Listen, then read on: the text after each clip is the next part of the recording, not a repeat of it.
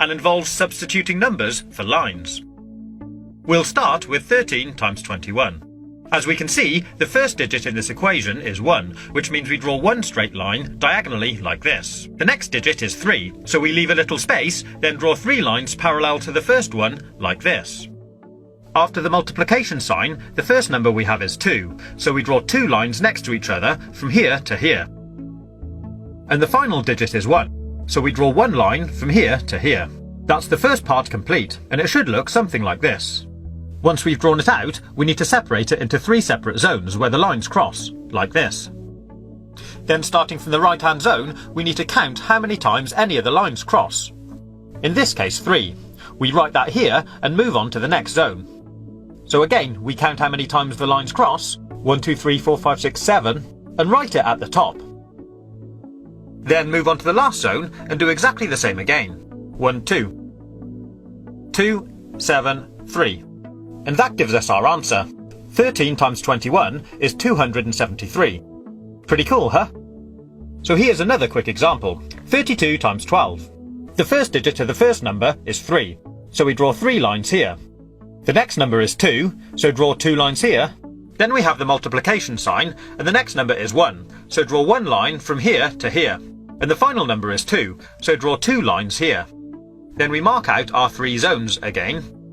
And starting from the right, start counting the dots. 1, 2, 3, 4. 1, 2, 3, 4, 5, 6, 7, 8. Write that here. And finally, 1, 2, 3. 3, 8, 4. 384. There we have our answer. Simples. But it does get a little more complicated if we add more lines. I'll show you. Let's multiply 14 by 23. So draw out the pattern. 1, 1, 2, 3, 4. 2, and 1, 2, 3. Mark out our zones, and now let's count the dots. Starting from the right, we have 1, 2, 3, 4, 5, 6, 7, 8, 9, 10, 11, 12. So we'll write 12 up here. But if this number is ever more than 9, in other words, if it's a 2-digit number, we leave the last digit where it is, but we take the first number, carry it over to the next zone, and add it to the number of dots in this zone. I'll show you. So we have 1, 2, 3, 4, 5, 6, 7, 8, 9, 10, 11 dots, or line crosses, in this zone. We add that to the 1 we carried over from the last zone, and that gives us 12. So now we have to do exactly the same again. Leave the last digit where it is, carry the first digit over to the next zone, and add it to the number of dots in this zone. In this case, 2 dots, giving us a total of 3. And that gives us our answer.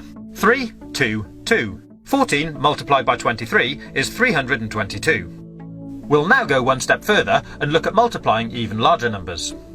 So the first number we have now is a 3-digit number. Start by drawing out the lines for the first digit, leave a space, then do the lines for the second digit, then leave another space and do the lines for the last digit.